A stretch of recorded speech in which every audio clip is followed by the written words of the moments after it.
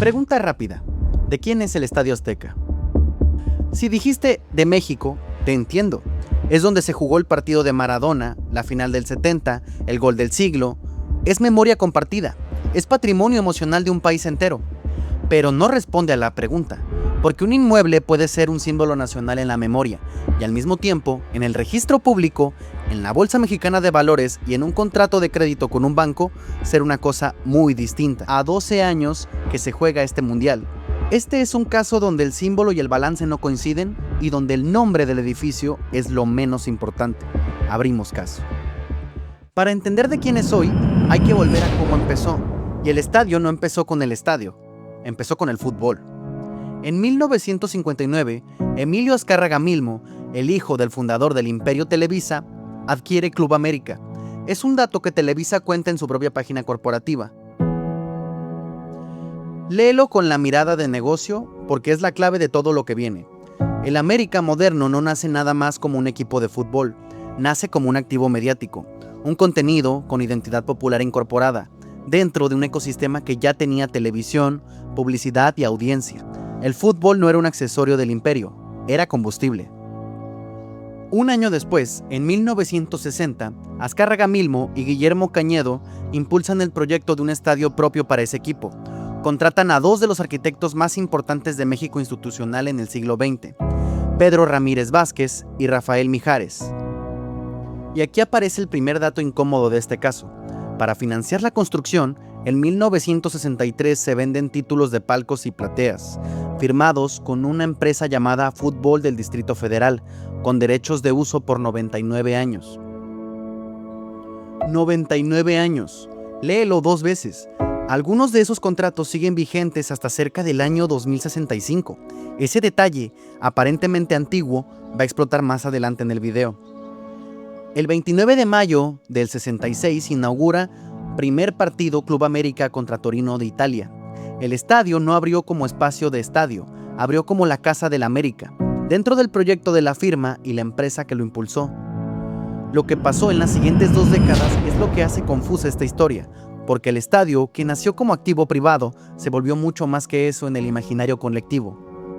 México, 1970. Se juega ahí la final. Brasil 4, Italia 1. Pelé levanta la copa en la cancha. Ahí mismo, unos días antes, se juega el partido llamado el Partido del Siglo entre Italia y Alemania. México, 1986. Argentina y Maradona, la mano de Dios y el gol del siglo. En cuestión de minutos, en el mismo campo. El estadio se convierte en un escenario donde algunas de las imágenes deportivas más famosas del planeta ocurrieron. Y en 2022, la FIFA confirma que va a ser el primer estadio del mundo en albergar 3 Copas del Mundo distintas, sede del partido inaugural de 2026, 56 años después del primero. Ese es el ascenso. Es el momento donde el Azteca deja de ser una cancha con dueño y se convierte en un lugar en la memoria compartida de millones de personas que jamás firmaron un contrato con nadie. Y aquí está la trampa mental de este caso, la razón por la que nadie responde bien a la pregunta inicial. El estadio se volvió más grande que su dueño en la cabeza de la gente, pero eso no significa que dejó de tener dueño, solo significa que dejó de ser evidente quién era. Durante décadas la respuesta corta fue, es de Televisa, y era cierta a grandes rasgos, era un activo dentro del imperio de Azcárraga, pero eso cambió, en silencio, hace apenas 2 años, y esa es la primera pieza para entender de quién es hoy. 31 de enero de 2024. Grupo Televisa hace algo que en el mundo corporativo se llama escisión. Es una operación técnica, pero traducida al español simple significa esto. Separa una serie de activos que ya no considera centrales para su negocio principal y los mete a una empresa nueva, independiente, que puede vivir por su cuenta. Esa empresa nueva se llama Ollamani. El 20 de febrero de 2024, Ollamani empieza a cotizar en la Bolsa Mexicana de Valores bajo la clave Águilas CPO. ¿Qué activo se llevó Ollamani cuando salió de Televisa? Las operaciones de fútbol, o sea, el Club América, el Estadio Azteca, negocios de juegos y sorteos como Play City, Editorial Televisa e Intermex. Léelo con calma. El estadio no salió de Televisa para volverse propiedad pública. No pasó al Estado, no pasó a la ciudad, no pasó al país. Salió de Televisa hacia otra empresa privada con acciones cotizando en bolsa, con su propio balance, sus propias deudas y sus propias reglas. ¿Y cuando algo se escinde, no desaparece. Se vuelve más fácil de vender, de endeudar, de valorar, de usar como moneda corporativa. Ese detalle va a ser fundamental en lo que viene. Casi nadie lo comentó en su momento. Los aficionados siguieron llamándole el Estadio Azteca. El Club América siguió jugando ahí y el edificio se veía igual. Por debajo, la estructura ya era otra. Aquí es donde el video se pone quirúrgico, porque hay que separar 4 cosas que la mayoría de la gente confunde. Con esto contestada la pregunta se vuelve mucho más limpia. 1. Ollamani es la empresa madre. Cotiza en la bolsa, su clave es Águilas, es la que agrupa los negocios que se escindieron de Televisa.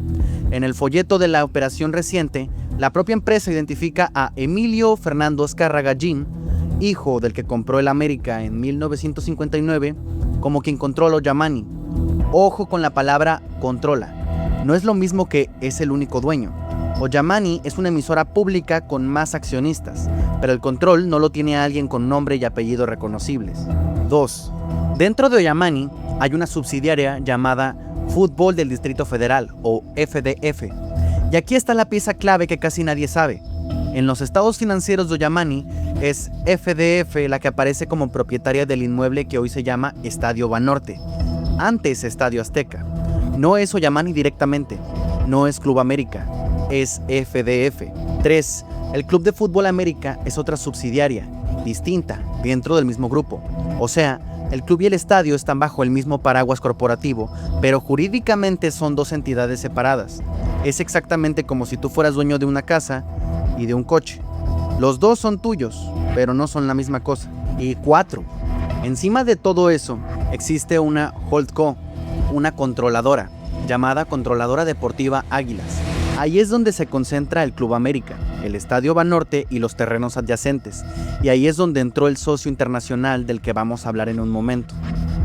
4 capas: Ollamani arriba, holdco en medio, FDF con el inmueble, América al lado. Esa es estructura real. Y esa arquitectura, con esas capas, no es accidente, es diseño. Y explica por qué el video del que estamos hablando existe. Fíjate bien en el patrón que estamos viendo. Un mismo edificio, un mismo terreno, un mismo activo. Se ve muy distinto dependiendo de si lo miras desde afuera o desde el balance. Desde afuera es un símbolo, desde el balance es una subsidiaria, es una hipoteca, es un porcentaje de una holding, es una deuda a 12 años. La diferencia entre creer que entiendes algo y entenderlo de verdad casi siempre está ahí, en saber leer la caja detrás de la fachada. Y esa lógica no aplica nada más a empresas, también aplica a tu propio dinero. También puedes tener ingresos, casa, coche, tarjetas, y aún así no tener idea de cuánto de eso te está comprometiendo antes de que llegue a tu bolsillo. Si no sabes cuánto entra, cuánto sale y cuánto te queda, no tienes control, tienes inercia. Por eso, si estos casos te hacen pensar en tu propia caja, abajo te dejo un recurso para empezar a ordenarla. El curso de finanzas personales para no expertos de FinanFit, hecho por contadores. No es trading, no es magia, no promete hacerte rico. Es para aprender a ordenar tus ingresos, gastos y deudas con una lógica simple de flujo de dinero. Porque antes de hablar de invertir, hay que entender la caja. Es un enlace de afiliado. Si lo compras desde ahí, puedo recibir una comisión sin costo extra para ti. Y eso ayuda a sostener el canal. Volvamos al expediente. Mayo de 2025. Ollamani y Banco Banorte anuncian una alianza. El titular grande, el que discutió todo México durante días, fue este.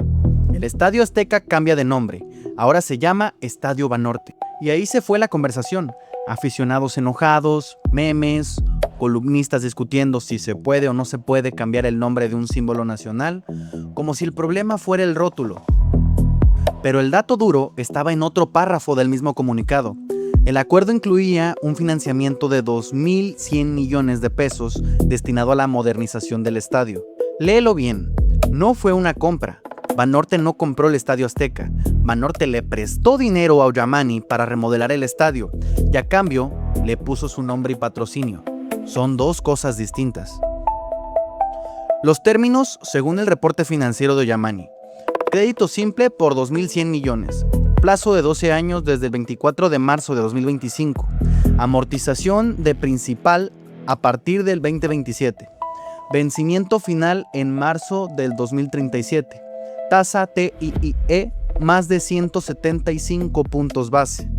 Y aquí está el dato que casi nadie mencionó. Lo que convierte esto en un caso de negocios y no en una polémica de nombre El crédito garantizado con hipotecas sobre 2 inmuebles en Santa Úrsula, Coapa, Coyoacán. Uno de aproximadamente 50,000 metros cuadrados, con valor contable cercano a los 771 millones de pesos. Otro de 58,000 metros cuadrados, con valor contable cercano a los 1,110 millones. Traduzcámoslo. Ollamani puso su patrimonio en Coyoacán como garantía. Si algo sale mal, si no se puede pagar, el banco tiene el derecho contractual de ejecutar esa garantía. Banorte no compró el estadio, pero si la apuesta se rompe, el contrato sí tiene dientes. Al cierre del primer trimestre de 2026, la deuda de largo plazo de Ollamani era de 2,297.7 millones de pesos, frente a 1,672 al cierre de 2025. La deuda estaba creciendo mientras la remodelación avanzaba.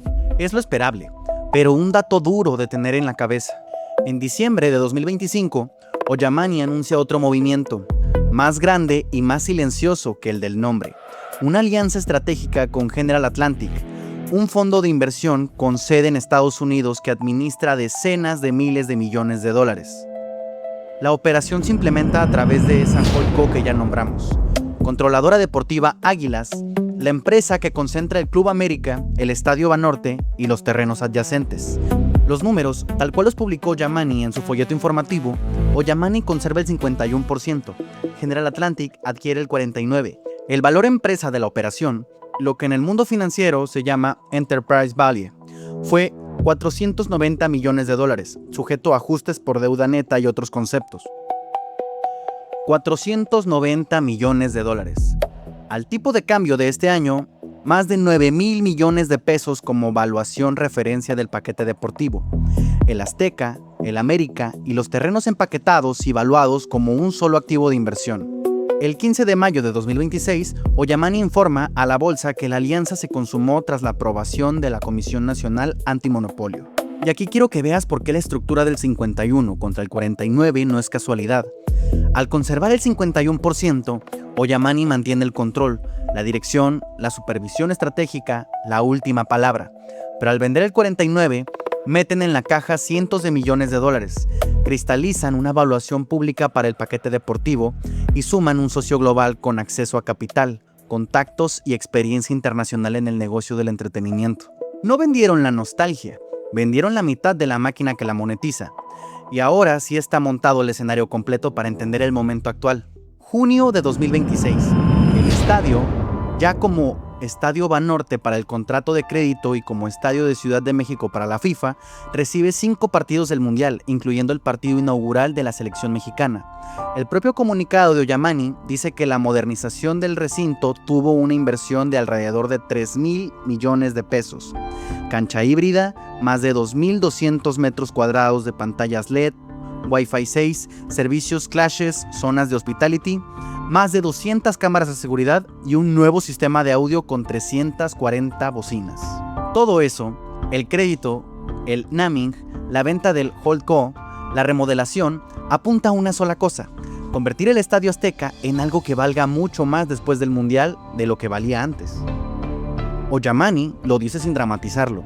El reporte anual señala que en 2024 los partidos del Club América, Cruz Azul, la selección mexicana y los eventos masivos en el estadio generaron ingresos por 355 millones de pesos más 115 millones adicionales por alimentos y bebidas. Y aquí sale la matemática incómoda.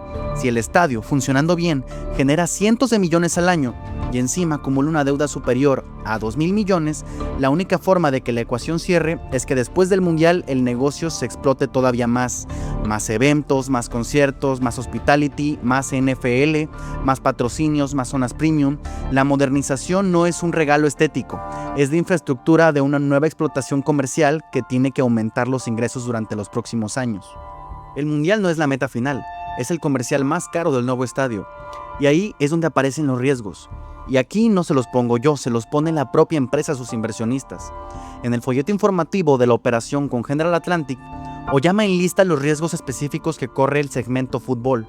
No es un crítico externo, es la propia empresa en un documento donde tiene que decir la verdad a sus inversionistas. Entre esos riesgos, alto apalancamiento por la renovación del estadio, retrasos y sobrecostos, posible reubicación o descalificación de partidos clave si no se cumplen los estándares de la FIFA, dependencia significativa de los ingresos que genera el Mundial 2026 y litigio de los tenedores de palcos y plateas.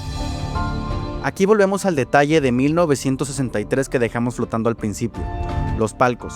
Aquellos títulos firmados hace más de 60 años, con derechos por 99 años, siguen vigentes. Y cuando llegó el Mundial, un evento donde la FIFA controla cada asiento premium, cada zona de hospitality y cada margen, chocaron directamente con la lógica comercial moderna. Medios como El CEO y El País han reportado medidas cautelares y litigios en torno al acceso, uso de espacios, alimentos, estacionamiento y valor económico de esos palcos durante los partidos mundialistas. Los palcoambientes dicen: yo pagué por 99 años, mi contrato es válido y no puede simplemente reescribirse. FIFA y Oyamani dicen: hay reglas comerciales globales que también hay que cumplir. Los dos lados tienen argumentos y la resolución de fondo al momento de publicar este video sigue abierta. Súmalo todo: alto apalancamiento, deadline mundial, palcos en tribunales, dependencia en ingresos postmundial, presión FIFA. Todos los ingresos que puso Oyamani en su folleto están vigentes hoy al mismo tiempo sobre el mismo edificio. Entonces volvemos a la pregunta con la que empezamos: ¿de quién es el Estadio Azteca?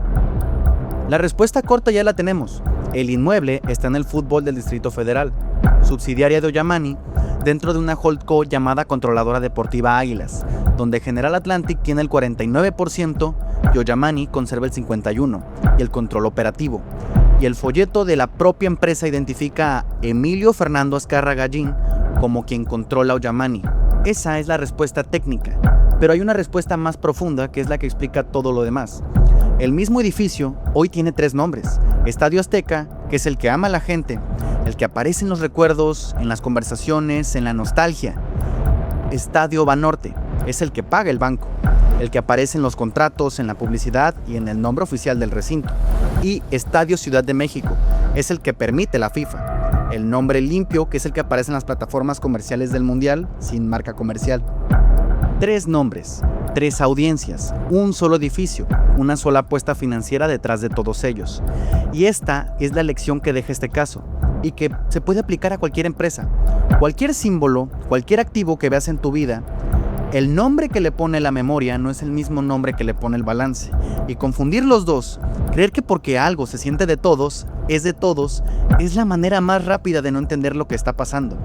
El Azteca no dejó de ser un símbolo cuando le cambiaron el nombre, y no dejó de ser un negocio cuando lo empezaron a llamar de 3 formas distintas al mismo tiempo.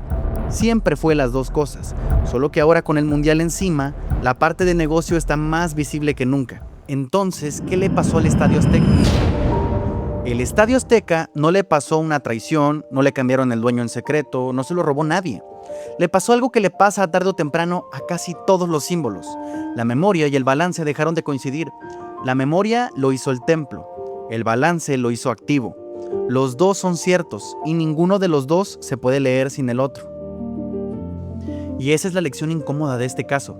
Para cualquiera que maneje dinero, un negocio o su propia forma de ver el mundo, los símbolos también tienen dueño. Detrás de cada monumento hay contratos, deuda, garantías, subsidiarias y decisiones de control. Que algo sea patrimonio emocional de todos no significa que sea patrimonio jurídico de todos.